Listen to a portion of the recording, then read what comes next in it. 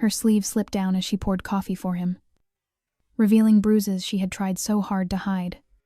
Her sleeve slipped while pouring his coffee, revealing bruises she tried to hide. The maid stammered an excuse about being clumsy. But the mafia boss noticed the fear in her eyes. What she didn't know, he just decided she was under his protection, and nothing would stop him from keeping that promise. Samuel Whitaker noticed immediately, even though it lasted no more than a blink. The new housekeeper, Elena, kept her voice gentle as always when she greeted him that morning. But he didn't answer right away. His eyes lingered on her wrist, where uneven purple marks wrapped around her skin like an ugly rope. Some had begun to fade to a pale yellow. Others were still swollen and dark, fresh as yesterday. And Sam knew. Those marks didn't come from a clumsy fall. They came from someone's hand. Elena quickly tugged her sleeve down, covering her wrist with a tense motion.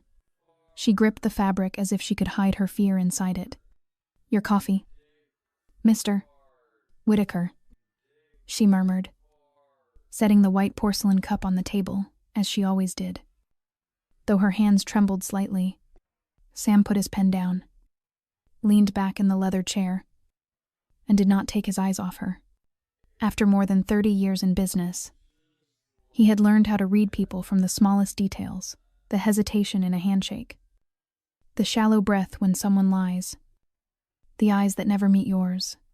He didn't need anyone to confess. Observation was enough. "Elena," he said, his voice calm, but carrying the weight that could make anyone in that house stop whatever they were doing. She froze, turning toward him, hands clasped before her, head bowed. "Yes." "Sir, sit down," Sam said, pointing to the chair across his desk. I should get back to the kitchen."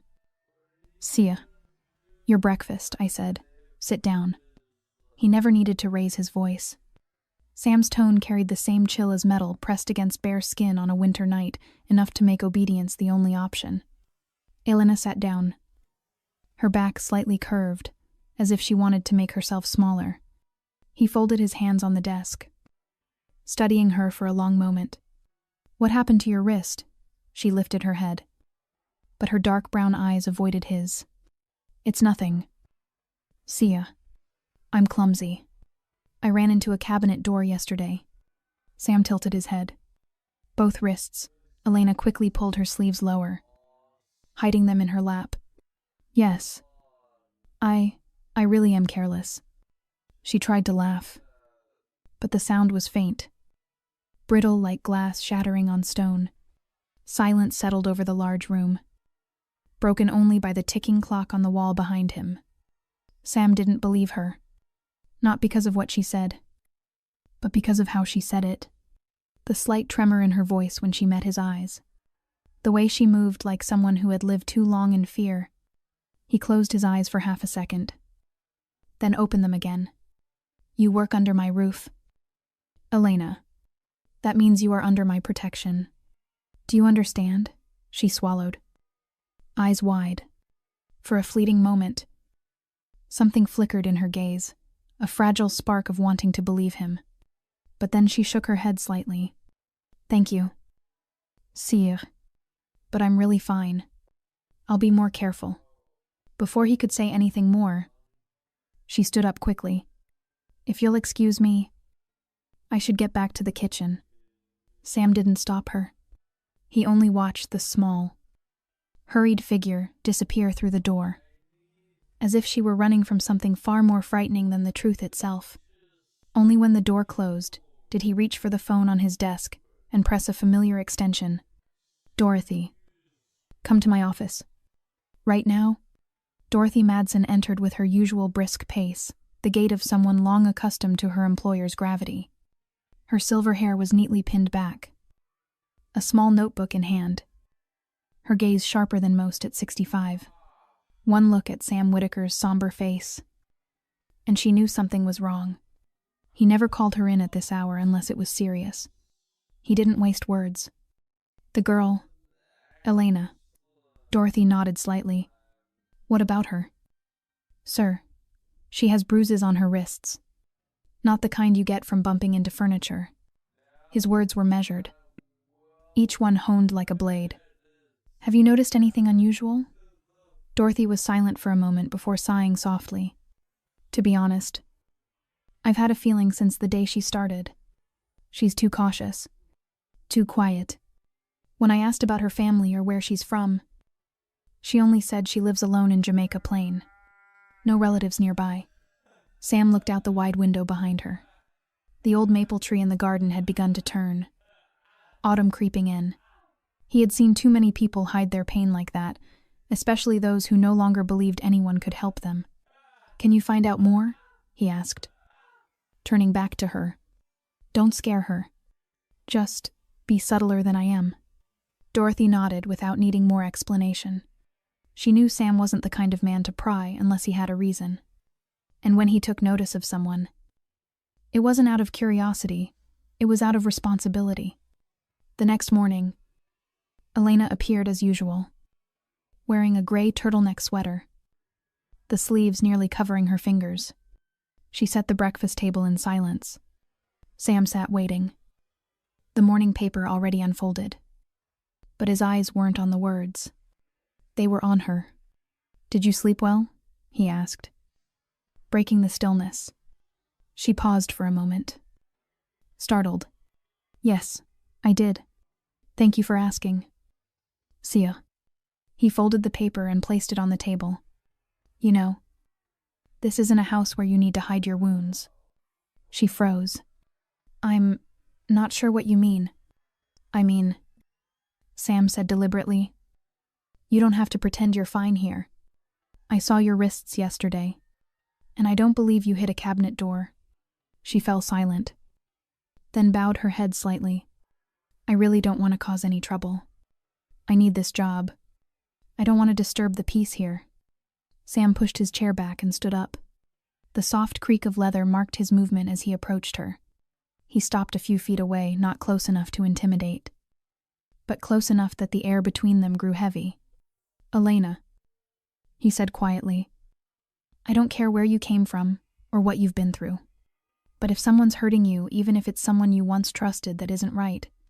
Not in this house. Not under my roof. Her eyes lifted, confusion and fear mingling in their depths. Why do you care about my business? Sir Sam narrowed his eyes slightly. He didn't answer right away. Then, in a low voice, he said, because no one cared about me when I needed it. So when I have the chance, I don't look away.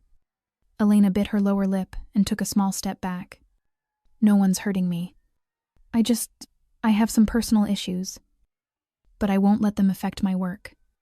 I believe you can do your job well, he said, his tone softer now. But you shouldn't have to carry it alone. Sometimes silence is exactly what lets cruelty continue. She looked at him for a long moment, her eyes glistening but restrained. Then she nodded slightly. Thank you, Seer. But, for now, I'd just like to focus on my work. Sam didn't press further. He stepped back, returned to his chair, and opened the newspaper again. As you wish, but if you ever need to talk, my door's always open. She nodded once more before leaving the room, but this time her steps were slower, as if something inside her had begun to stir. Sam watched until the door closed, then lifted the phone. Benji, I need you to look into someone named Elena Ramirez. Quietly. Carefully. Start with her ex-husband. Dorothy entered the kitchen with a cup of black tea in hand. Her eyes swept over Elena, who stood by the sink carefully drying each glass as if a single water spot were an unforgivable flaw. The pale morning light slanted through the window, casting soft lines across the young woman's face, where the shadows beneath her eyes and the tension along her jaw betrayed what she could no longer fully hide. Elena, can you take a little break? Dorothy asked gently, setting the cup down on the long wooden table in the center of the kitchen. Elena hesitated, then peeled off her rubber gloves, wiped her hands with a towel, and sat opposite her. She didn't look up, Her eyes rested on the table's surface, where the sunlight formed a faint golden patch.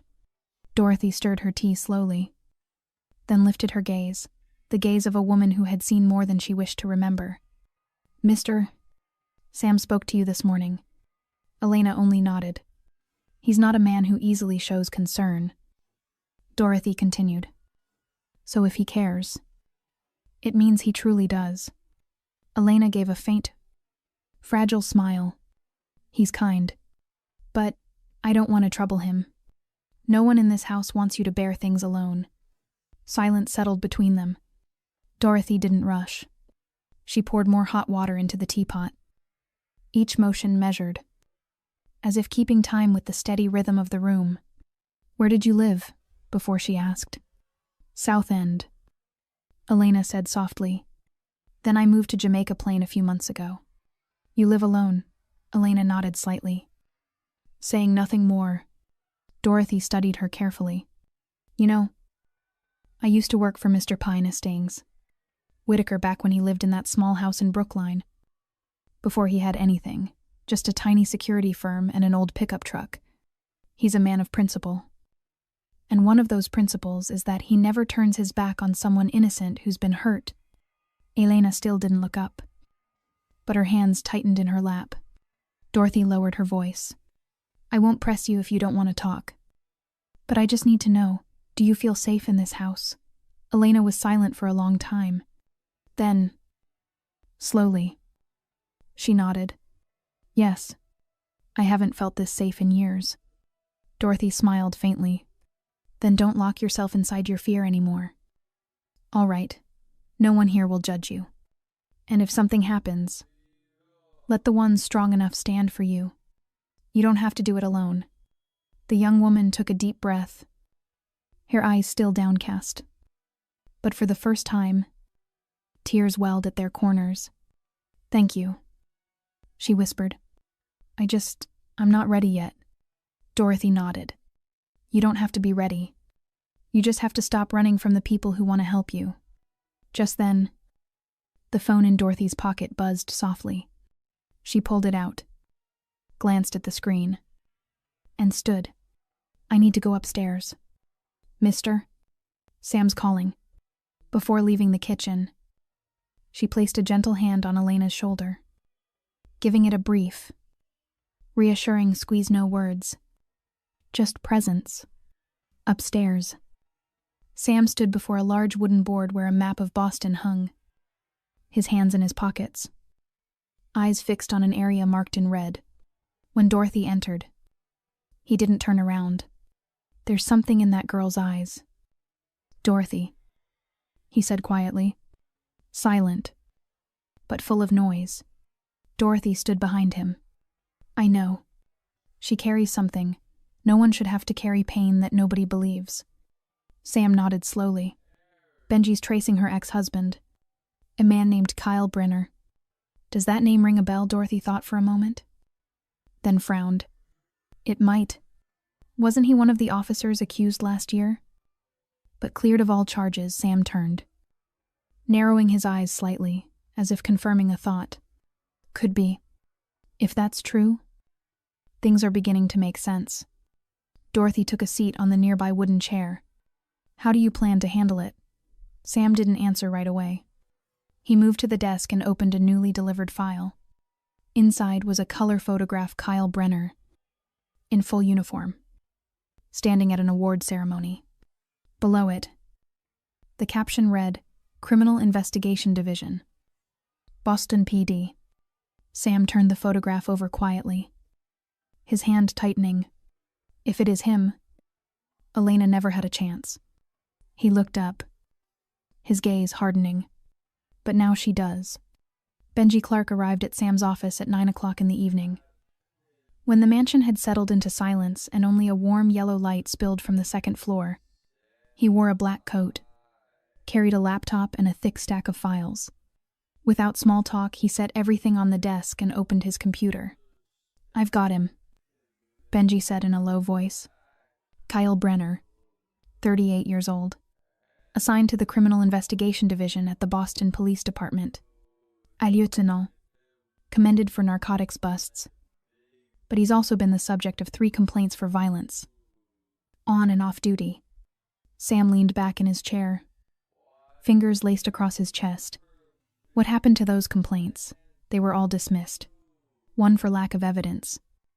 2, because witnesses withdrew. The heads of the internal inquiries were all close to him. Benji scrolled through the laptop and brought up a few images. This is him in plain clothes. This is him at the medal ceremony last year. Beside him is the deputy chief. Clearly a powerful backing. Sam said nothing. He studied the man's face in the photograph, cold and proud eyes. A smile that tried too hard. The control someone kept hidden behind a tie. Anything on Elena? Sam asked. Benji nodded. She's his ex-wife. Married for 3 years. Divorced nearly 7 months ago. Court records show a quick divorce. No property dispute. And no specific reason listed. I traced the filings back. It looks like Elena filed for a protective order. But it was denied for lack of imminent danger evidence. Sam narrowed his eyes. Did her statements include details? Benji handed over a printed page. She said she was threatened. That her phone was controlled. That she was restricted from going out. And that she had been beaten but avoided the hospital. She also said Kyle once brought a gun into the house while drunk. Sam read every line slowly, his face hardening like stone. No expression moved across it, but his eyes darkened a little more with each sentence. Benji lowered his voice. What do you want to do about it? Sam set the paper down. First, watch him. Don't let him know. See if he's contacting Elena. Check for signs. He continues to threaten her. Benji nodded. We placed a device on her car this morning. Camera and tracker. I also have a contact at the department gathering his after-hours appearances and schedules. I'm checking his current connections too. Sam stood and went to the window. The tree shadows stretched long across the backyard. A cold autumn breeze slipping through the casement. He closed his eyes for a moment before turning back. There are men who believe that wearing a uniform gives them the right to dominate. They do not always strike openly. They rule with fear. With a look. By making the other person doubt herself. He looked at Benji. His voice low. Almost a whisper. You know that kind of man. Don't you? Benji paused a heartbeat. Then nodded. Too well. Then this time. Sam said, moving back to his desk. We will not hit with force. We will use light. We will drag him out from the shadow he hides in. And we will make him afraid in return. Benji closed his laptop and rose. I'll have people tail him. If he touches Elena again. I want to be the first to know. Sam nodded. And I will be the last face he ever sees. That night, Elena could not sleep. She lay on the small bed in her shabby apartment in Jamaica Plain. The streetlight cutting thin slashes across the wall through the curtains. The distant rumble of cars and the wind slipping through the old wooden frame became a quiet sound. She who has lived with fear learns to know well. The sound of constant vigilance. She sat up, hugged her knees.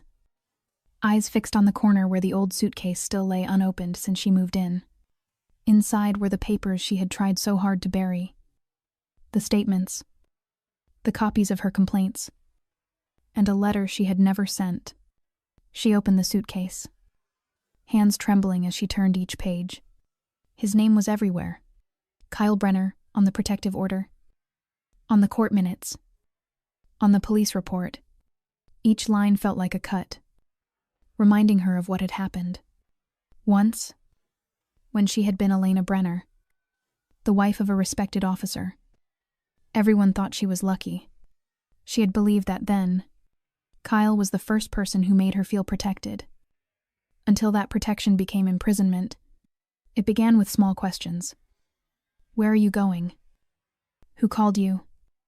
Then nights of him checking her phone, checking her purse, and arguments that always ended with her in tears. He never struck her in public. He did it behind closed doors, where no one heard, where sobs were drowned by the television.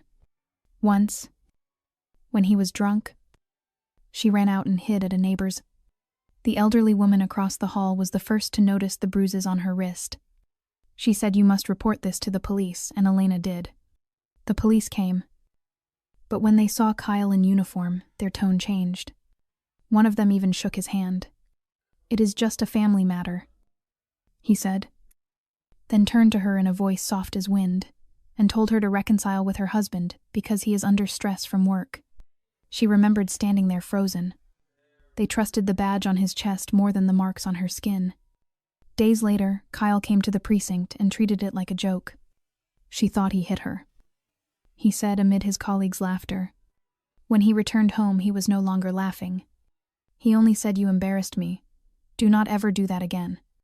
She did not do it again until the time he came home drunk and slammed his gun on the table. A round fell out and the sound terrified her. She filed for divorce, and then for a protective order. On the day of the hearing, she sat across from him. Kyle wore a white shirt and a light smile. His arms folded. His lawyer, an older man with eyes cold as glass, told the judge that Elena had a history of anxiety, tended to exaggerate, and offered no medical proof of assault. When the judge asked if she had witnesses, she named the neighbor. But when called, the neighbor changed her testimony. She said she only heard shouting, not the act of violence. Elena knew Kyle had been to see her earlier because of the way she avoided looking at her. Finally, the judge shook his head. There was not enough evidence of imminent danger. The protective order was denied. Elena remembered that moment like a lightning strike to the heart. She left the courtroom, gripping the file until the paper tore. She did not cry because she had no tears left. She had only one thought. No one believed her, and no one could save her but herself. That night, she left the shared apartment with a few clothes and some cash. She left no note and did not return for anything. She rented a small room south of the city and took cleaning work. Each day became an act of survival. Then she came to work at the Whitaker house. The house was so quiet, so safe that at first she could not believe it. She avoided conversation and eye contact for fear that friendliness would reveal her past. But Sam Whitaker's look made her feel different. He did not look at her as someone to pity, or as someone at fault. He looked as if he understood everything, though she had said nothing. That look frightened her and relieved her at once. As if to admit the truth would collapse all the layers of concealment and force her to start over. This time without running. In the stillness of that night, she folded the old papers and returned them to the suitcase and whispered to herself, "No one believed me, but perhaps now someone understands." The next morning, Boston was heavy, as if the whole city held its breath. Sam Whitaker sat in his study with soft light filtering through heavy curtains. On his desk were the files about Kyle Brenner that Benji had left the night before, and a copy of the denied protective order with the words "lack of imminent danger" stamped like mockery. Sam read each line slowly, carefully, not simply to verify but to remember. He had seen so many injustices legitimized by the system's stamp. Men in uniform with powerful backing and respectable appearances, but behind that a pattern of violence and control. Elena was not the first woman to fall into the hands of a man like that, but she might be the first he allowed himself to become involved with. Dorothy entered carrying a cup of coffee as she always did. She did not ask anything, just set it down and stood for a moment. Sam did not look at her, but he knew what she was thinking. "There are battles I used to avoid because I thought they were not my business," he said after a pause, "but sometimes they come to your doorstep." Dorothy nodded, her voice steady and sure. "If someone must stand up, it is best that it be someone who can, and you are more than capable." Sam turned, his gaze sharp as a freshly honed blade. "The problem is this, Dorothy. The system is built to protect men like him. Those who know how to manipulate the law know who to call and who to silence. Elena did everything by the book. She reported it. She went to court. She asked for protection, and what was the result? No one believed her and no one dared confront him." He stepped closer to the map of the city on the wall where Benji had marked recent movements of Kyle. "If we let the system handle it, he will get away with it again. And next time there may be someone less fortunate than Elena."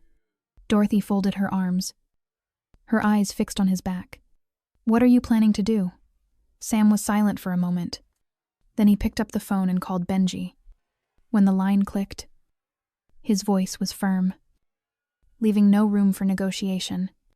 Begin full surveillance. Plant trackers on his car. On his phone if possible. Monitor his bank accounts. Communication logs. Every contact. Every transaction. I want to know where he goes. Who he meets. What he says every minute. Every hour. Benji's reply was short. Understood. Sam hung up and turned to Dorothy.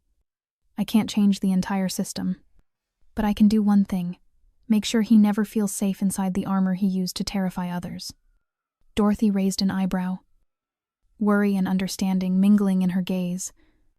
You're walking into a fight with no legal verdicts. Sam. If someone finds out he cut her off. His tone low but sharp as steel. I don't need a verdict. I need the truth. And the truth is this: Elena was deceived. Beaten. Threatened. And he thinks he can do that and walk away, like nothing ever happened. He turned back to the desk, opened the file, and pulled out the photo of Kyle in uniform. Standing among senior officers, Sam stared into the man's eyes in the picture as if speaking directly to him. But he's wrong. This time, he picked the wrong person to threaten. That afternoon, Sam sent an internal directive through his security company, a discreet division that handled civilian matters the police often ignored. No warrants. No paperwork. Only a moral reason strong enough to justify action. And this time, the reason could not have been clearer. Sam Whitaker was not a cop. It carried no badge. But he had something stronger: time, resources, and the conviction of a man long done with silence. And this time, he would not stay silent. 2 days later, Sam's security team began surveillance on Kyle Brenner.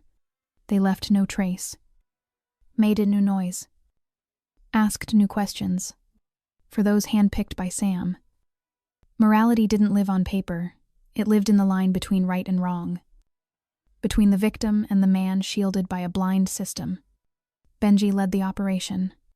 He selected 2 from the Special Response Unit, Martinez and Quinn men, who had worked in the Middle East before joining Boston's private security scene.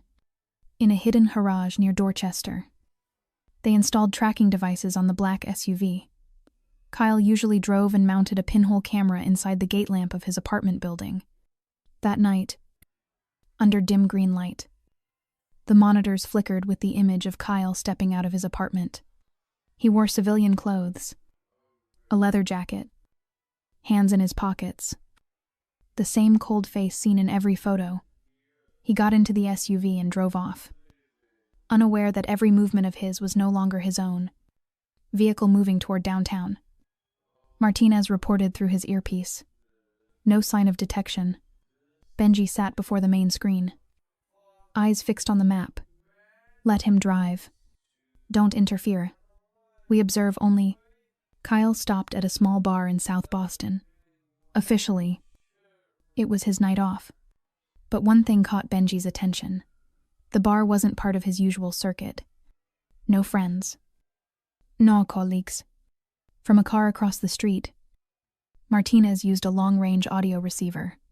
Through compressed sound waves, they caught fragments of a conversation between Kyle and an older, wiry man with patchy stubble.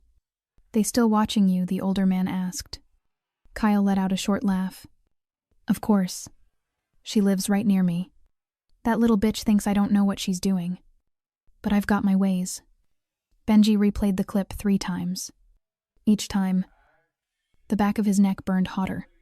He knows Elena's being watched. He said into the comms. Not sure if it's cameras or someone on his payroll. But he's tracking her schedule. At the mansion, Sam stood before a large display showing the live feed. Arms crossed. His eyes stayed locked on Kyle's smirking face inside the bar. Find out how he's watching her, he said. Sweep her apartment for any transmitting devices. If there's a camera, a mic, anything, I want eyes on it before midnight. Benji relayed the order to Quinn. The tall, broad-shouldered man moved like a shadow. In less than an hour, he had swept Elena's small apartment, under the living room table, flush with the wood paneling, was a thumb-sized recorder, designed to operate on low frequency. Behind the bedroom curtain was a black pin, a micro camera fixed to the curtain hook. "Kyle's been inside before," Quinn reported. "No forced entry. He probably kept a spare key." Sam sat down slowly, his hand gripping the chair arm. In the house Elena believed was her final refuge. The man was still listening, still watching. "Remove them," Sam ordered. "But don't make it obvious. Let him think everything's fine. And move Elena into the company apartments. Tell her it's a work assignment." Benji hesitated. "She'll ask why." Sam stared straight into the surveillance feed, as if speaking through the lens to Kyle himself. "Because I'm not letting her live one more day in fear." When night fell over Boston, the city looked calm as always. But to those who knew exactly where the darkness hid, it was anything but a normal night. This was when the game began. And this time, there would be no room for mistakes. By noon on the third day after the system went live, Martinez spotted a silver sedan parked near the east gate of the Whitaker estate. A faded Toyota Camry with tinted windows. Norfolk County plates, but not registered to Kyle Brenner.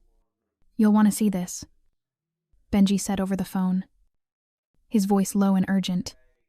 On the surveillance feed, the car had first appeared at 10:13:11 m. under the shade of a tree about 100 feet from the gate. 3 hours later, it hadn't moved. Sam watched the monitor from his study. He didn't need to see the driver's face to know. Predators recognize the eyes of other predators. "Confirmation," he asked. "No facial ID due to tint," Benji replied. "But height, build, and grip on the wheel match 95%. I'd bet 8-1 it's him." Sam exhaled slowly. Why would he risk coming this close? Benji's pause carried weight. "Because he thinks no one will dare touch him, and he wants you to know he's getting closer." Dorothy entered with her usual cup of tea, but stopped when she saw Sam's face.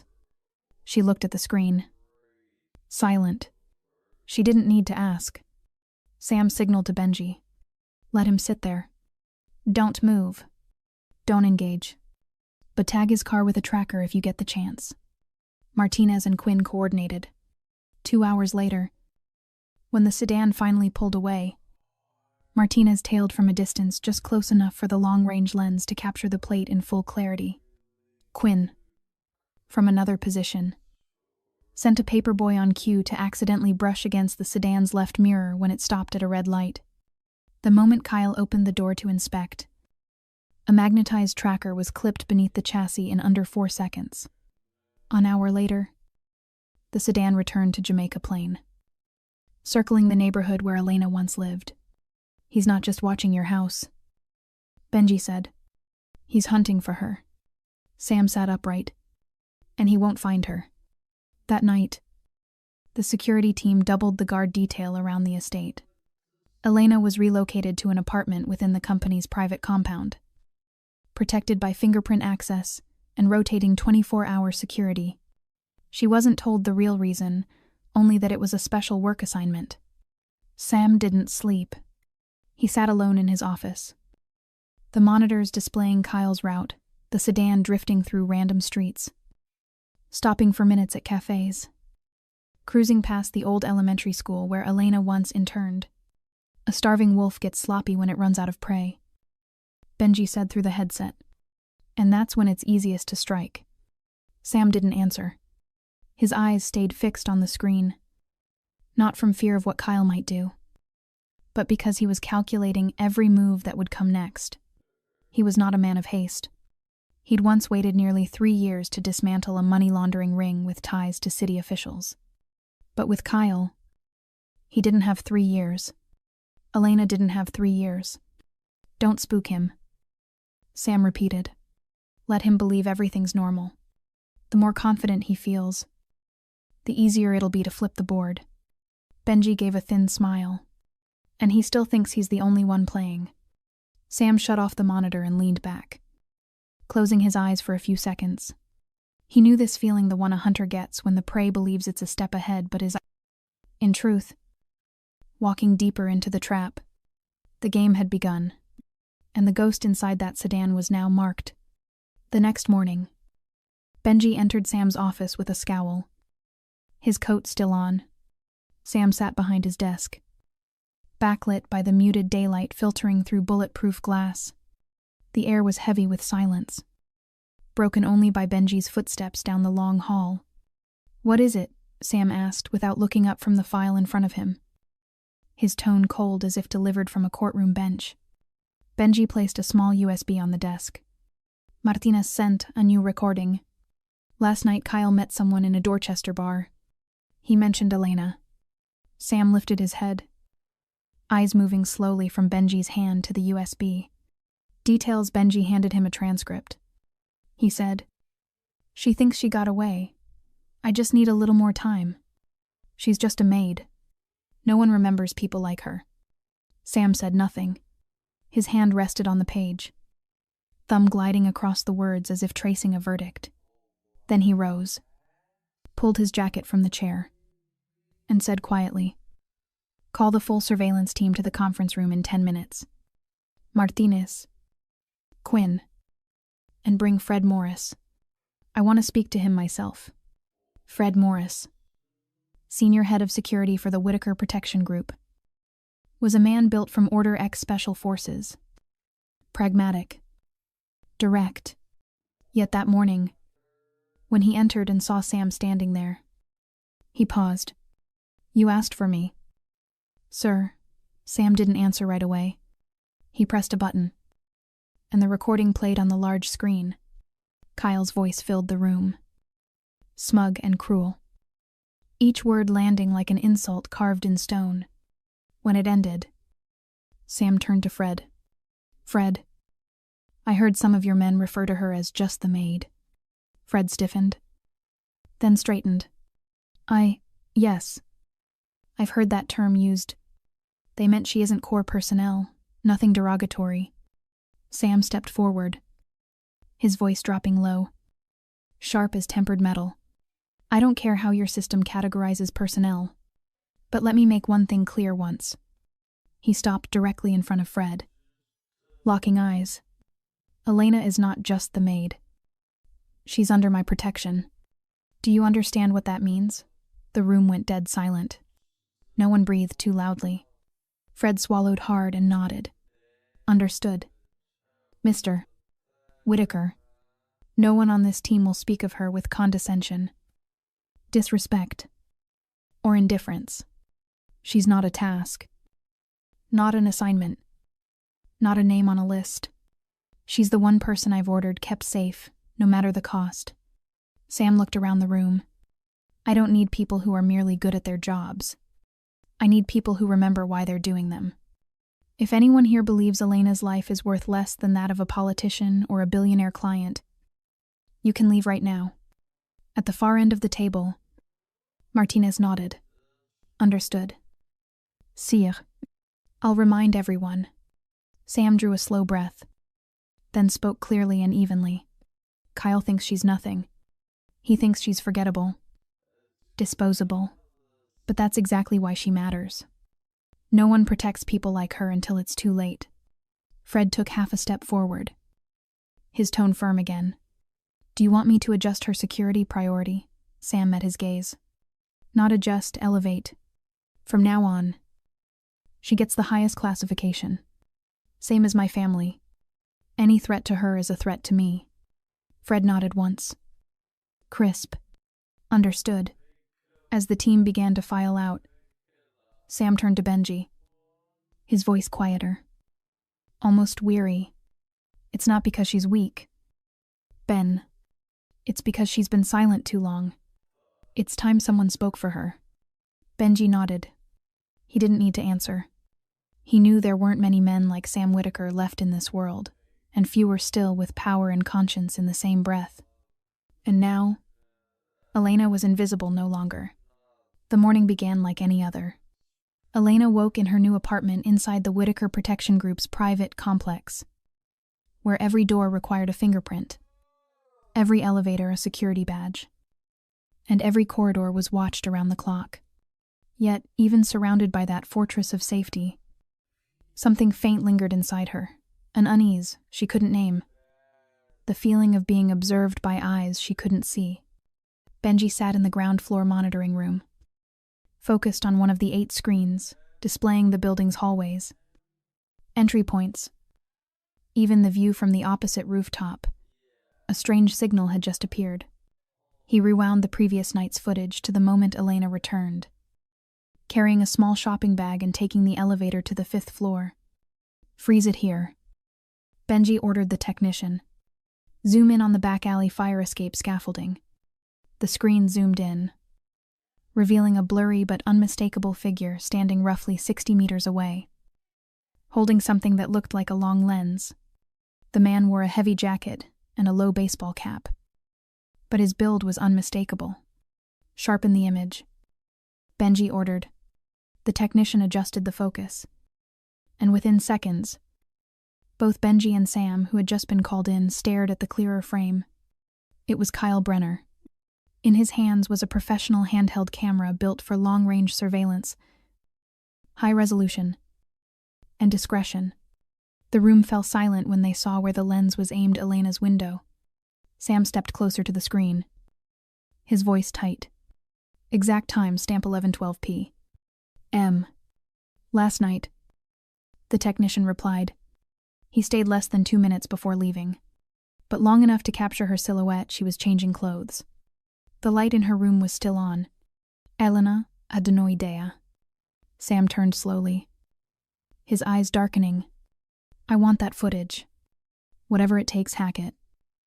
Retrieve it remotely. Or pull it straight from his hands." Benji nodded. "We'll have the digital team penetrate his device.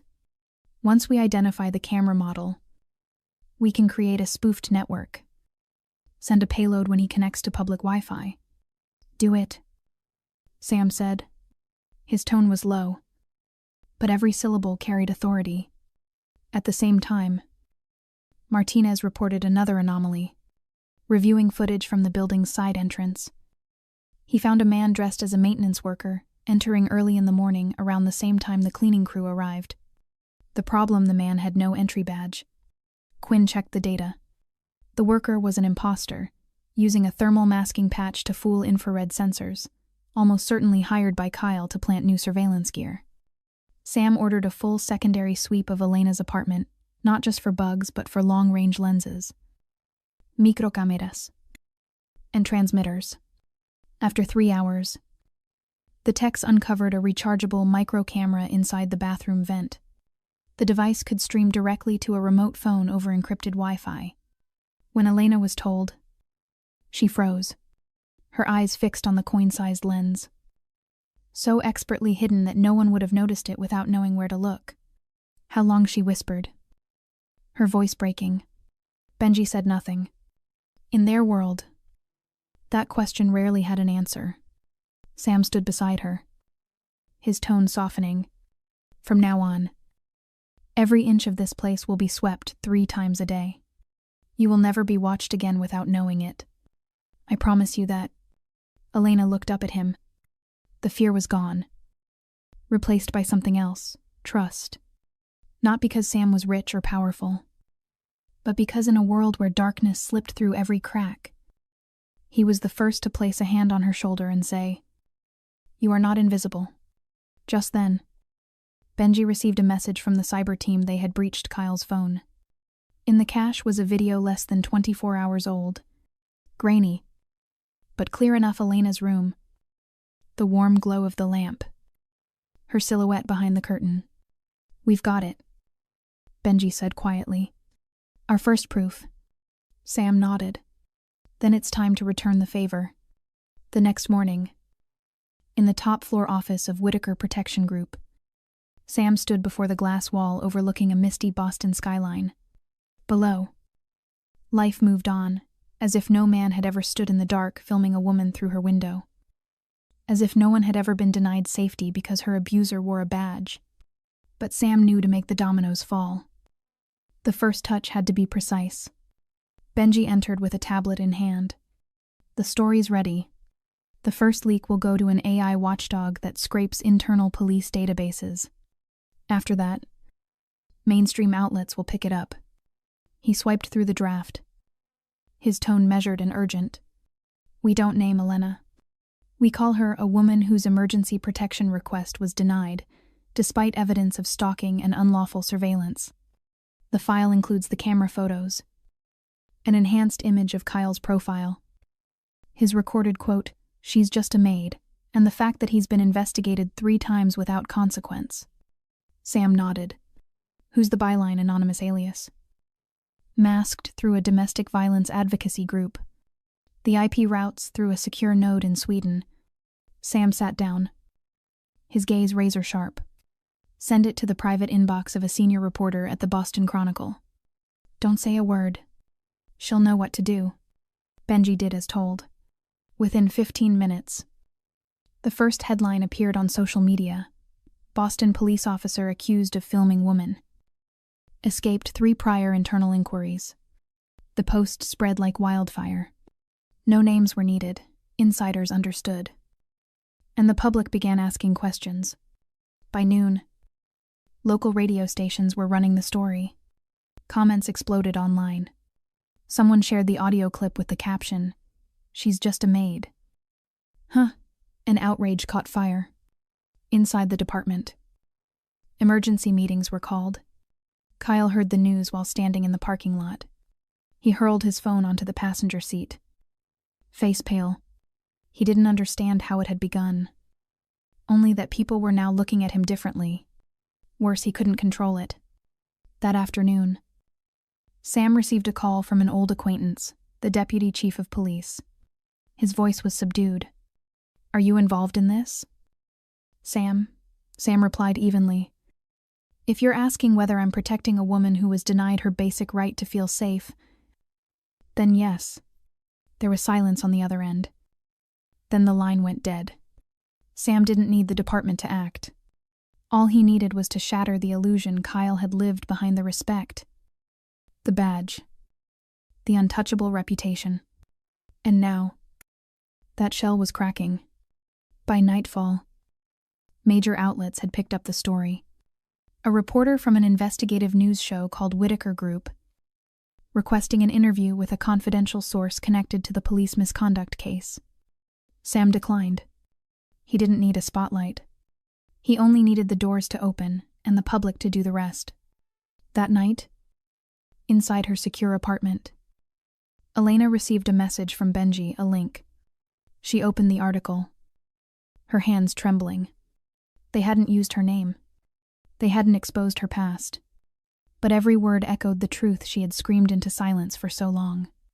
She sat still, set the phone down, and whispered, like a prayer, "For the first time, someone believes me." Elsewhere, Kyle smashed his phone against the floor. Messages poured in, some from colleagues, some from unknown numbers. "You're being looked into. They're digging deeper. You really screwed up." He knew it now. Things were slipping beyond his control. And for the first time, he felt the one thing he had spent his life inflicting on others, fear. The first dominoes had fallen, and nothing could stop the chain that would follow. When Elena woke the next morning, the air felt different. The apartment was still quiet. The curtains still drawn. The cup of tea left by the security staff still steaming on the table. Yet something within her had shifted. As if someone had stirred the still surface of a lake that had long been calm. She unlocked her phone. In a private online group for former social workers, someone had shared a link, the article that was now spreading like wildfire about a police officer accused of stalking and filming women. Though no name was mentioned, she knew after the first few lines. "It's him," she whispered, her hand trembling as she touched the screen. Each word scraped against wounds that had never fully healed. She reread the line. A woman who once sought a restraining order but was denied. And the memories came crashing back the cold courtroom.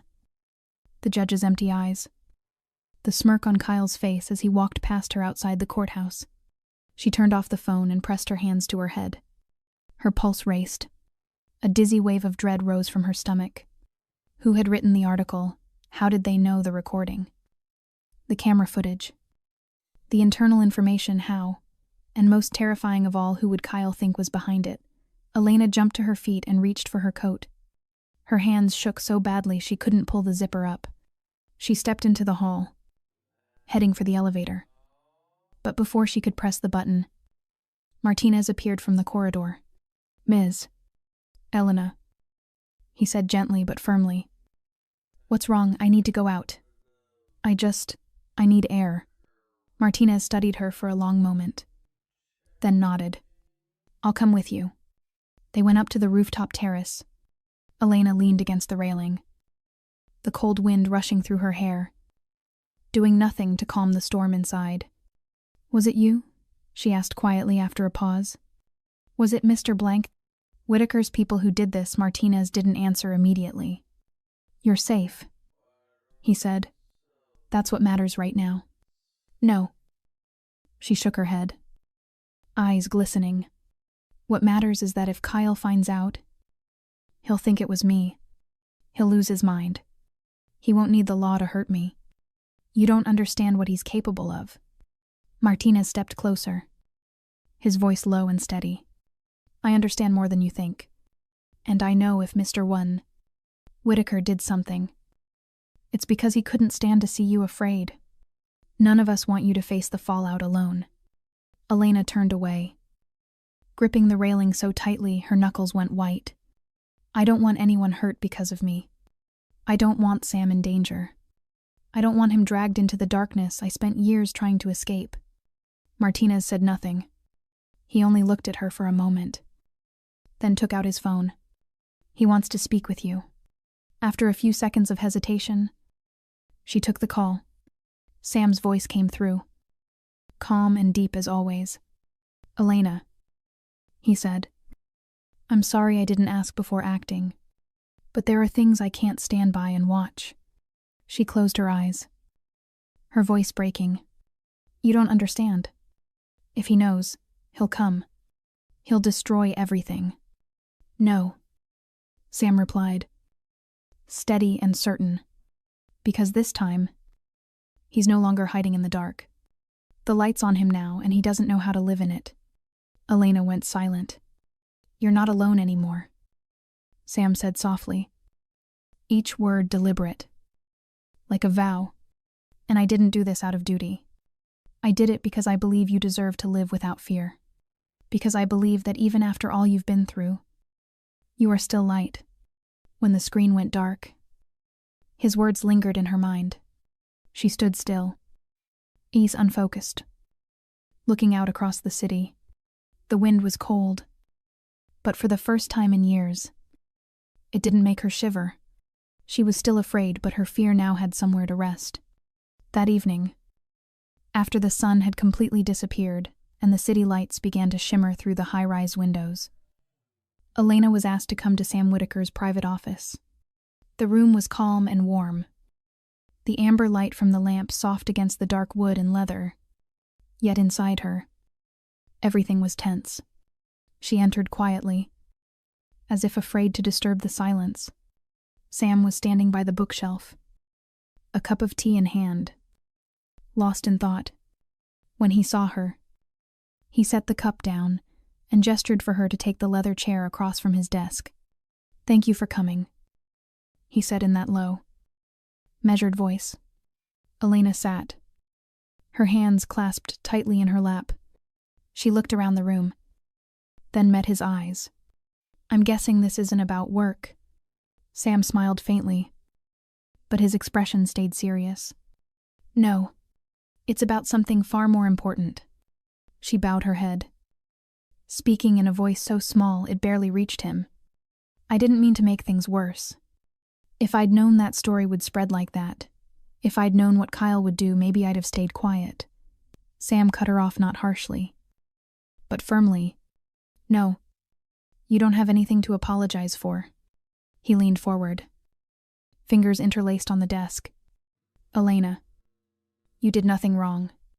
The wrong was done by the man who made you live like a shadow, by the people who turned away when you asked for help, And if you think you have to stay silent to be safe, then I'm sorry this world ever made you believe that.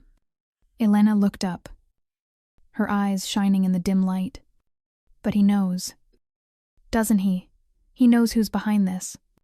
He'll try to strike back. He once told me that if I ever stood against him again, he'd make sure I never felt safe anywhere. Sam stood, walked toward her, and stopped close, not enough to invade her space. Just enough that his voice carried weight and warmth. "Elena," he said clearly, each word a promise. "He will never touch you again." She looked up at him, wide-eyed not just because of what he said, but because of how he said it, not as reassurance, but as a decision already made. "I have eyes on him around the clock," Sam continued. "Every step, every call, every move he makes is monitored. And most importantly, he knows it. He's losing control, losing allies, losing the trust he once commanded, layer by layer. He's being stripped down." Elena said nothing. She felt her chest ease. Little by little, as if the stones she'd carried for years were finally being lifted away. Yet the fear didn't disappear entirely. "I'm scared," she whispered. "I'm scared of what it means to be protected. Because I don't know if it's real. I've believed before and been betrayed. By the man I loved. By the system. Even by myself." Sam listened. He didn't rush to comfort her. Didn't reach for words that might sound hollow. He simply listened the way only someone who understood true pain could. He knew that some wounds weren't meant to be soothed, only witnessed. "Then don't believe me because of what I say," Sam replied. "Believe me because of what I do. Look at the people staying up through the night to keep you safe. Look at the way I've placed myself between you and anything that means you harm." Tears slipped from Elena's eyes, silent, unbroken, slow, like the thaw of loneliness that had been frozen for years. "I don't know what to say," she whispered, her voice shaking. "You don't have to say anything," Sam answered. He handed her a small white handkerchief embroidered with the name Whitaker. "Just keep living. Every morning you wake up safe, that's a victory." A stillness settled between them. Elena clutched the handkerchief, as if holding on to something real for the first time in years. She no longer had to run, no longer had to flinch at shadows on the sidewalk or fear every closed door. For the first time in what felt like forever, someone had looked her in the eye and said, "He will never touch you again." And she believed it not because of the words, but because of the unwavering presence of the man who said them. The next morning, Boston woke to a storm of news unlike anything it had seen in years. At 8 a.m., on the region's biggest television network, the image of a uniformed officer filled the screen, Lieutenant Kyle Brenner. His face was one every citizen knew. But this time, he wasn't a hero. The caption running beneath him was sharp as a slap: "Police officer accused of stalking and filming women, Boston PD in turmoil." In her secure apartment, Elena was holding a cup of tea when her phone began to ring nonstop. She didn't answer. The television in the living room was already on, broadcasting the live report, Kyle surrounded by reporters as he exited the police headquarters. Questions rained down like stones. "Lieutenant, did you secretly film women? Did you use your badge to cover up misconduct? Is it true you've been investigated 3 times without consequence?" Kyle said nothing. His face was rigid, jaw tight, eyes flickering with panic he couldn't quite hide. But there was no word strong enough to deny the truth when the security footage began to play grainy, but clear. Him holding a camera, staring up toward the window of Elena's old apartment. Another shot showed him sitting for hours inside the sedan parked near the Whitaker Estate's eastern gate. Across the city, Sam sat in his office, watching the same broadcast. He said nothing, taking a slow sip of coffee. Benji stood behind him, holding a report. Over 50,000 shares in 2 hours. 3 major journalists have requested interviews with the victim. Elena's name hasn't been leaked yet, but there are rumors. Sam nodded. Stay with the principal. Protect her first. The narrative second, Benji continued. The department's disciplinary board meets this weekend. With the current media pressure, suspension is almost certain. But you know how it works. Suspension doesn't mean it's over. Sam turned toward him, his voice steady. Suspension is just the first step. I don't need him fired. I need his truth dragged into the light, so every place he's ever walked will have to ask itself why they stayed silent. On the screen, a former colleague of Kyle's was being interviewed by phone. The man's voice was cold, devoid of surprise. I'm not shocked. Everyone in the department heard the rumors. But no one had proof, and no one dared to go after him. Until now. The next clip showed the Boston police spokesperson, tense-faced, reading from a statement. We are cooperating fully with the investigation and will not shield misconduct, regardless of rank. Online, the hashtag number not just a maid began to trend. One viral post included a blurred photo of Elena standing by a window, captioned with a quote from an anonymous source, "She's one of mine, and I will not let her live in fear." Within hours, it gathered hundreds of thousands of reactions. Elena sat curled on the sofa, her emotions tangled relief and disbelief, gratitude and shock all at once. She had never imagined this day would come, the day he would face justice not through violence or revenge, but through the sheer, unrelenting power of truth. Martinez knocked softly and handed her a sealed envelope. From Mr. Whitaker. No reply needed. Just read it. Inside was a single handwritten note. The ink pressed deep into the paper. Elena, I know today isn't easy, but I want you to understand, this is only the beginning. The light won't hurt you. It only burns those who believed they could hide forever. He's been brought into the open, and you no longer have to bow your head. S. W. She placed the note against her chest and closed her eyes. A tear slipped free, but this time, it wasn't born of fear. For the first time, Elena felt light, as if autumn wind had finally carried away the winter that had clung to her soul for too long. And across the city, Kyle Brenner, once so sure of his power, once the man everyone deferred to, staggered out of headquarters. Shoulders hunched beneath the weight of everything he had done. No one reached out to steady him.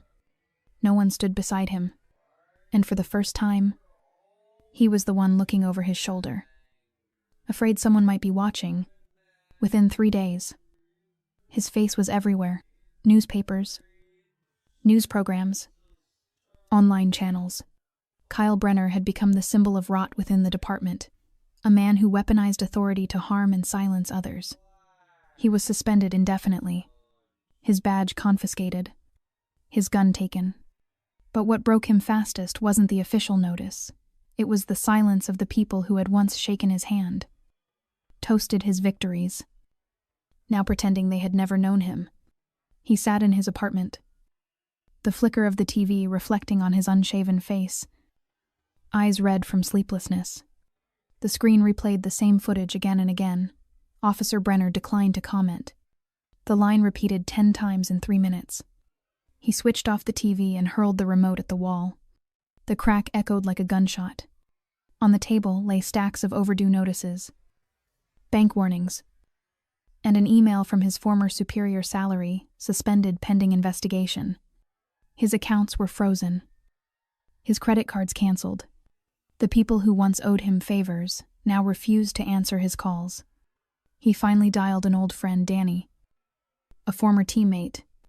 The voice on the other end was hesitant. I can't help you. Kyle.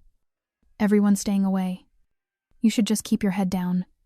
Keep my head down, Kyle shouted. I'm being destroyed because of some woman. A maid. You think I'm going to let her walk away from this silence?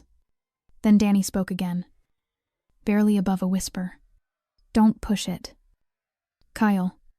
People are watching. There are men you don't want to cross. Kyle sneered.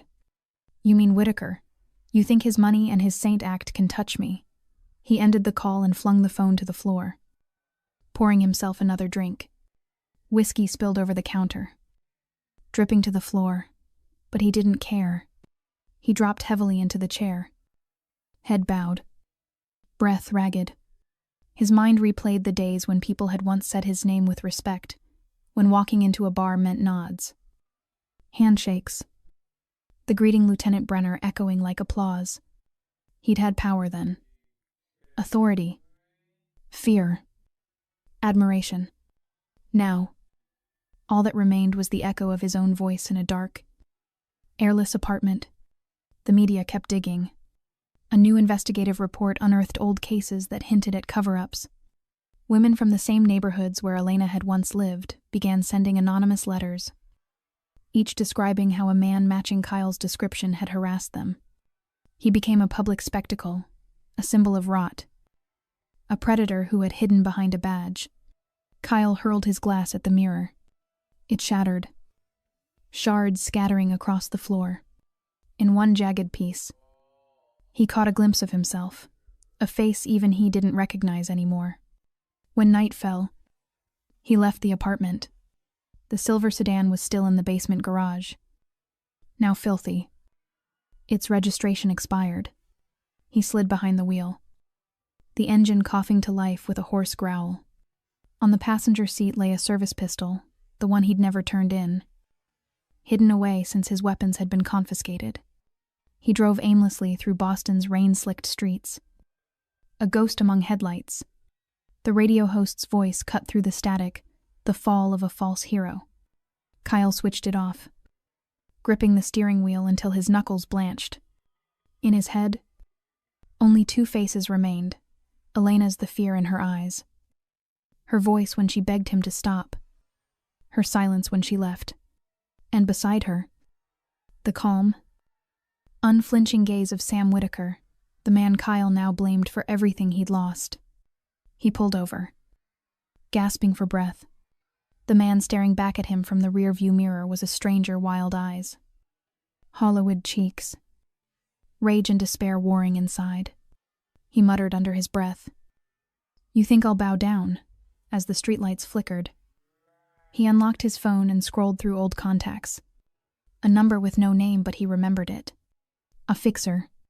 Someone who used to do the dirty work, tracking people down, planting things where the law couldn't see. Kyle typed a short message. "Need to find someone. Urgent. Where is she?" 10 minutes later. A reply came. "Double the price, if it's Whitaker's people." Kyle smirked, lips curling into a thin, bitter smile. "I don't care what it costs." He started the engine again and disappeared into the rain-soaked night. The silver sedan melted into the darkness, its taillights swallowed by fog. There was no fear left in him now. No reason, only hate. Raw and primal. Kyle Brenner had lost everything. And when a man who once wielded power loses it all, he becomes the most dangerous kind of creature, one with nothing left to lose. Deep inside the secure floor of the Whitaker Protection Group, Sam sat in a small, windowless meeting room. On the table before him lay a detailed map of southern Boston's outskirts, the area where Elena's old home once stood, and where Kyle had been spotted multiple times by surveillance. Next to it, a dossier listed every movement he'd made over the last 72 hours. No communication with anyone. Frozen bank accounts. Sporadic gas station sightings 20 miles from the city. Sam knew the pattern well. Kyle was hunting, and hunters never stopped until they thought they'd reclaimed control. Benji stood beside a digital display showing an isolated property marked with a red dot, a house under renovation in Milton. "We bought this through a shell company 6 months ago. It's empty. But if we create the illusion that Elena's living there, he'll come." Sam's eyes didn't leave the map. "We can't wait any longer. He's spiraling. And when a cornered animal loses reason, it attacks whatever moves. The difference is this time, he's walking into a cage." Martinez added, "We've set up infrared cameras, audio sensors, and remote lock systems. The moment he steps into the backyard, exits will seal automatically. Our capture team will be on site within 8 seconds. Benji looked over. We need something strong enough to draw him in. Something he can't resist. Sam thought for a moment. Then his voice dropped low. Deliberate. A video. Fake footage showing Elena by the window of that house as if she's just moved in. One light on. Her silhouette behind the curtain. Not clear enough to identify, but enough for him to believe. Then we leak it accidentally into a closed group that's been following his case. Someone there will pass it along. Within 4 hours. He'll know. Martinez nodded. We can have it rendered in a day. Sam rose to his feet. His expression cold. Controlled. We're not chasing him. We're going to make him walk into a place where every camera is waiting. Every door locks behind him. And every sin he's ever committed will be recorded in the light with no shadows left to hide in. The next day, the fake clip appeared on a private online forum. The post read, "Old acquaintance might be back." Anyone remember the Brenner case? Attached was a 12-second video of a woman's silhouette by a curtained window in a small house in Milton. Bathed in soft yellow light, the face was obscured. But something about the shape, the movement, the quiet hum in the air made it convincing. Within hours, the clip was shared in encrypted chat threads, one of which belonged to a known associate of Kyle Brenner. Sam monitored everything from the control room. He said nothing. Showed nothing. Only when the tracking beacon showed the silver sedan leaving the western suburbs and heading toward Milton did he murmur, "He's taken the bait." At the trap house, the covert team moved into position. Plainclothes agents blended into the surrounding woods.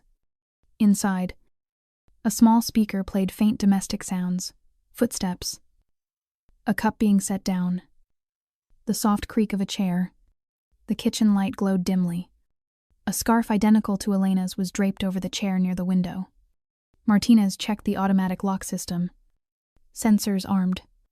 The moment he crosses the outer line, the exit seals. Benji watched the heat map. A single red dot moved toward the gate. That's him. Sam folded his arms, stepping closer to the live feed. In the gray wash of infrared, the silver sedan rolled to a stop. Kyle stepped out, his body taut as a bowstring. He looked up at the glowing window, unaware that 3 cameras were already capturing his face from different angles.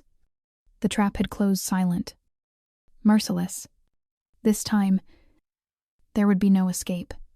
Kyle pushed through the iron gate, left slightly ajar to look like carelessness. The night air was damp, the house breathing softly through the whir of its vents. He moved slowly, cautiously, one hand in his coat pocket, where the cold metal of the gun waited. Ready. In his mind, there was only one image, Elena. And in his twisted logic, this would be the night he ended it all. Not a single sound. Even the owls by the edge of the forest went silent, as if nature itself was holding its breath, waiting for the moment when the inevitable could no longer be stopped. Kyle crossed the stone path. Eyes locked on the front door. The light was still on. The curtain moved slightly. Inside the control room, Martinez began to count down. The motion sensor confirmed Kyle was less than 2 meters from the door. Benji adjusted the close-up feed. The electronic trigger was armed 1 step past the threshold, and the entire lock system would seal the perimeter. Sam stood still, eyes fixed on the monitor. He didn't blink. Kyle took another step. The door was slightly ajar. Just as he'd hoped. He didn't realize that detail was part of the trap. The moment he crossed the threshold, a mechanical click echoed softly precise. A final, followed by the door swinging shut behind him, like a verdict that required no words. Light flooded the room. From the ceiling.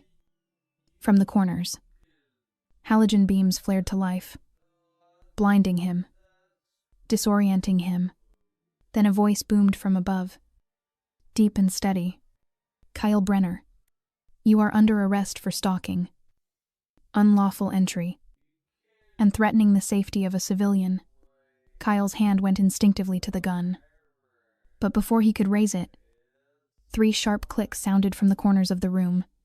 Red laser dots bloomed across his chest, forehead, and the weapon in his grip. Drop the weapon. Face down. Now. He hesitated for half a heartbeat. Then a flash from the miniature camera mounted in front of him captured the entire scene.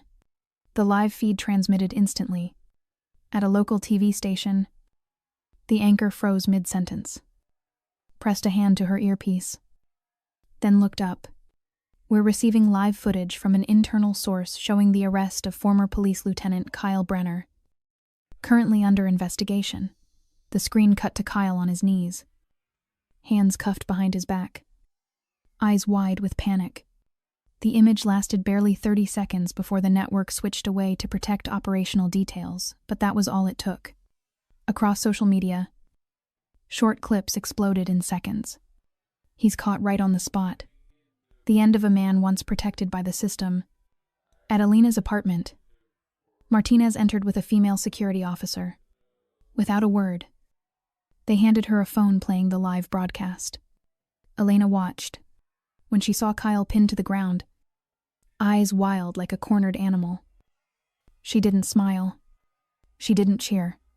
She simply exhaled a long, fragile breath, as if releasing air she'd held for years. Sam stepped in quietly, standing behind her. He didn't speak, just placed a hand gently on her shoulder, a silent reassurance. I didn't think it would end like this, Elena whispered.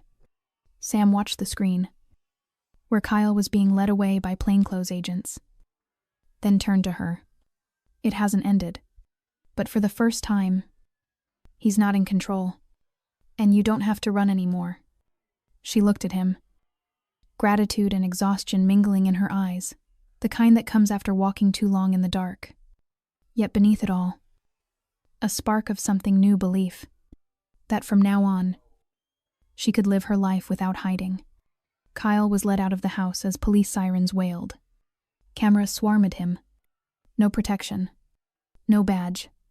No shield left to hide behind. For the first time, he was the one captured, not by a court's verdict, but by the collective will of those he once intimidated, now standing together in the light. A declaration impossible to silence. Rain fell across the city like a late absolution. After months of tension, Boston finally exhaled. News of Kyle Brenner's arrest flooded every outlet. The police confirmed he was in custody awaiting trial on multiple charges: stalking, intimidation, unlawful surveillance. The city talked endlessly about him, but Elena didn't want to hear any of it. She sat in her small apartment, the light filtering through the curtains in long golden stripes across the wooden floor. Beside her, a cold cup of tea and the white handkerchief Sam had once given her. She held it gently, turning it over in her hands, as if by touching it, the past might dissolve. Her phone vibrated softly. A new message appeared on the screen. It's done. He can't hurt you anymore. She read the words again and again. Eichleta zank deepa. Not just as news of an ending, but as the fulfillment of a promise. Elena set the phone down, inhaled deeply, and for the first time in years, breathed without fear. Across town, Sam Whitaker sat alone in his office. The light was still on, though it was long past midnight. Benji had left after the final debrief. Martinez was on the night shift. Everything had gone smoother than expected. No gunfire. No casualties. Only a long silence after the cell door closed behind Kyle Brenner. Sam gazed out the window at the rain-soaked city. He swirled the whiskey in his glass, amber light rippling across his calm face. He'd seen many men fall before, but none had ever left him this at peace. Not because of victory, but because justice, true justice, had, for once, it felt real. He glanced at his phone. The message he'd sent still showed as unread. A moment la terre. The word read appeared beneath it.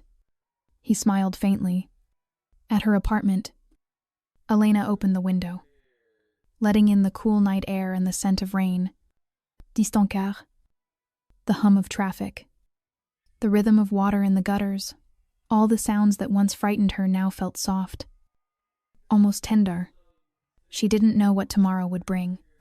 Maybe there would still be mornings when she startled at a slammed door, or nights when old nightmares returned. But at least she knew the fear was now only an echo, no longer her reality. Another notification lit up the phone. A second message from Sam Elena. Rest. Tomorrow. I'll have you move to a new place. A smaller house with a garden. Sunlight. And no shadows left to touch you. She smiled faintly. After everything, the man still spoke in a way that made her believe, not because of beautiful words, but because of the quiet certainty behind each one, and the actions that had already proven them true. Elena typed a short message. Thank you. Sam. I don't know what else to say. On the other side of the city, Sam read the message. His thumb hovered over the screen for a few seconds before he set the phone down. He leaned back in his chair and closed his eyes. In his mind, Elena was no longer the frightened girl he'd first met, the one with bruises hidden under her sleeves and confusion in her eyes, but the woman standing in the rain that night. Head tilted up toward the cold mist as if greeting a new beginning. The next morning, as the first light touched Boston's skyline, Sam received a photo from Benji. It showed Kyle in custody, his face gaunt, eyes hollow. The accompanying message was brief. It's over. Sam looked at it for a moment, then deleted it. There was no reason to keep it. The past was already heavy enough. It didn't deserve to stay imprisoned in memory. He rose, slipped on his coat, and stepped out of his office. Outside, the rain had stopped, and the air was cool and clean. Opening the door to the morning, he breathed deeply and murmured, as if sending the words toward the woman somewhere in the city beginning her life anew. It's done. Elena, he can't hurt you anymore. In that moment, amid the sound of early birds and the scent of rain-soaked earth, Boston felt more peaceful than it had in months. Elena's temporary room that morning was simple. A small window overlooking the garden. A single bed. A few neatly arranged belongings, just enough to keep her life from feeling chaotic. But the light filtering through the thin curtains was different today. Softer. Warmer. Carrying a sensation she hadn't felt in years. Safety. Her phone buzzed just as she was pouring tea. A message from Sam. Short. Unembellished. The way he always wrote, but heavy with meaning. Like the final note of a long, melancholy song. It's done. He can't hurt you anymore. She read the line over and over. Each time, it loosened an invisible rope that had been wrapped around her throat for years. Sitting down, phone in hand, she stared into nothing. No tears. No subs, just a long silence. Like the exhale of someone who had finally remembered how to breathe. Back when she lived with Kyle, Elena had imagined this moment countless times. That one day, he'd be arrested, taken away, punished, and she would finally be free. But in all those imaginings, she'd never dared believe she would actually live to see it. Fragments of memory surfaced the first slap without reason. The night she slept on the floor because he'd locked the bedroom door. The day she walked into a police station clinging to fragile hope and walked out with a rejection slip. The day she realized she'd vanished from her own life. And then another image cut through the pain Sam Whitaker's eyes the moment he first saw the bruises. The way he didn't question or pity, only watched. Protected. And quietly acted. Elena opened the window. Cold air swept in, carrying the scent of damp soil and green leaves. The breeze filled the small room, chasing away the lingering shadows. She closed her eyes and let the wind carry away what fear remained. Returning to the table, she typed slowly, "Thank you. Not for saving me, but for believing me when I couldn't believe in myself." She hit send. She didn't expect a reply. It was enough to know that somewhere in the city, a man had done the right thing without needing anyone to notice. Across town, Sam read her message during a short debrief with Martinez and Benji. He said nothing, just nodded slightly and slipped the phone into his jacket. They were finalizing the handover of the Kyle Brenner case to federal investigators. The media kept pushing for interviews, but Sam had declined them all and instructed his team to maintain silence. He had never done this for fame. To him, the best ending was the kind no one ever knew about. When the meeting ended, Sam returned to his office and opened the window. The rain had cleared. The sky was pale gray but clean. He picked up his phone, glanced at the last image from the surveillance team, Kyle being led into the detention facility. Hands cuffed, head bowed, all arrogance gone. Sam deleted it immediately. There was no need to hold on to evidence of what was already over. Elena sat at her wooden table, tea warming her palms. She looked outside and allowed herself to think of something she hadn't dared in 7 years the future. It didn't have to be clear. It didn't have to be grand. It just had to be hers. Maybe she'd study again, plant vegetables in a small garden, wake up without flinching at the sound of a door slam, open the front door without glancing over her shoulder. And as the afternoon sun spilled through the window, she knew one thing for certain, the same thing a man had texted her that morning. It's over. He can't hurt her anymore. That morning, there was no rain, but Boston still wore a soft gray. Like the final blanket of late autumn, Elena stood before a white-painted wooden door, holding a set of new keys placed carefully in a velvet box, the only thing Sam Whitaker had left for her. Without explanation. She didn't need one.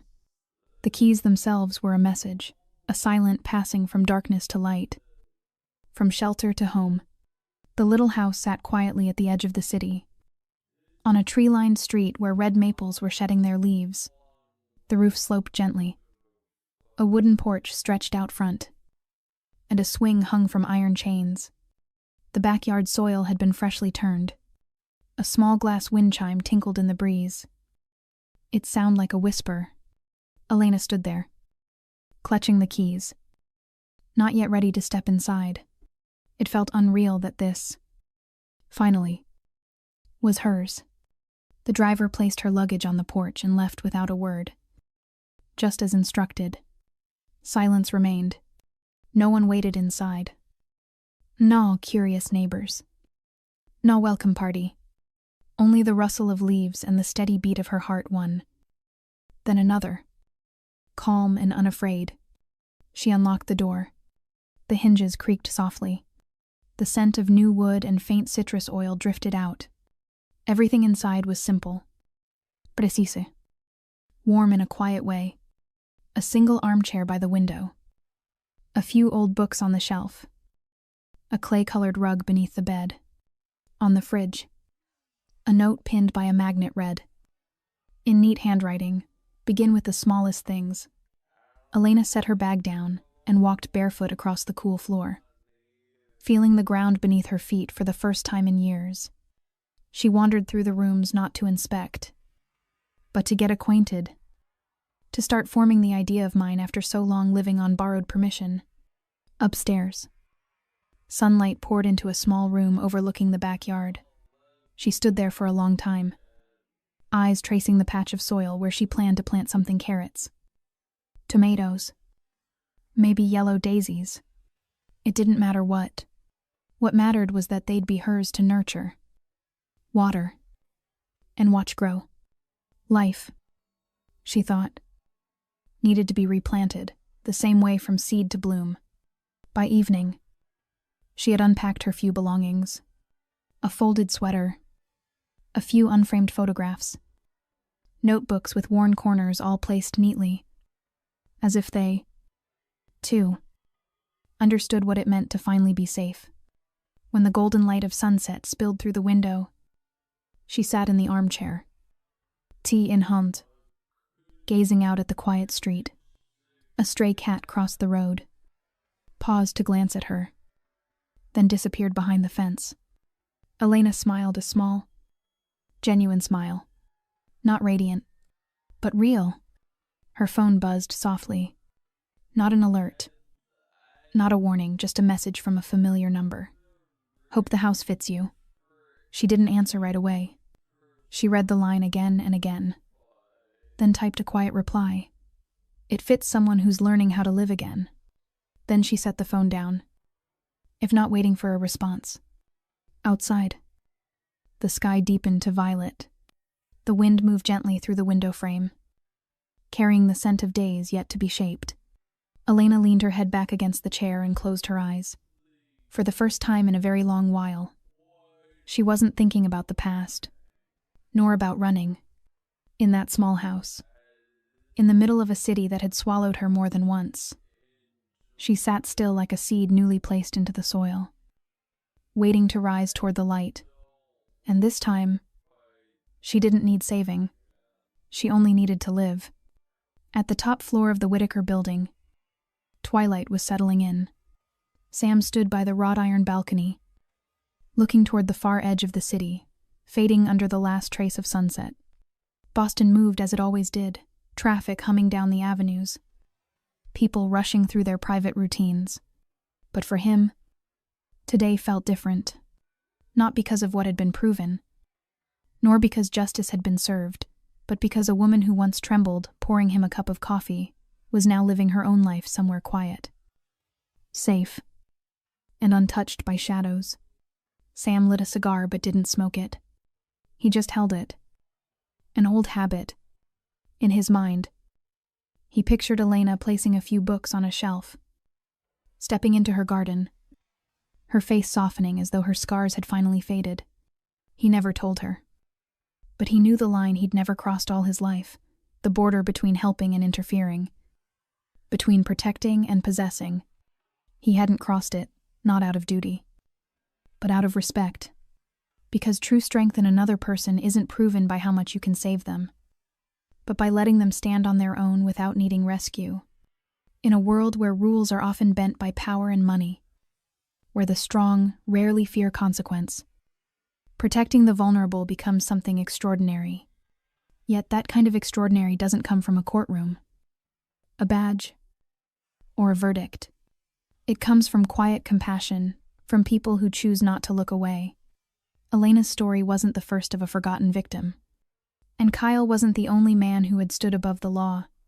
But this time, something was different because someone refused to stay silent. And when silence is replaced by action, even one person's fate can change forever. If you've watched this far, I want to ask you something. How did this story make you feel? Have you ever known someone like Elena, someone who suffered quietly, unseen, unbelieved? What would you do if you noticed the signs: a bruise, averted eyes, a sigh that seemed too heavy? Share your thoughts in the comments below. We want to hear your stories, your feelings, your truths from the heart, because it's those honest voices that make this community warmer, more human. And if this story touched you, please subscribe to Underworld Love Stories and share this video with someone you care about. Every like, every share helps us continue bringing you heartfelt, real, and deeply human stories every day. Somewhere out there, someone still needs to be heard, someone searching for a small light to step out of the dark. And if this video can be part of that journey, then we've done something truly meaningful. Thank you for spending your precious time with us today. Wishing you good health, happiness, peace, and a life surrounded by kindness and love. Goodbye for now, and see you in the next episode of Underworld Love Stories.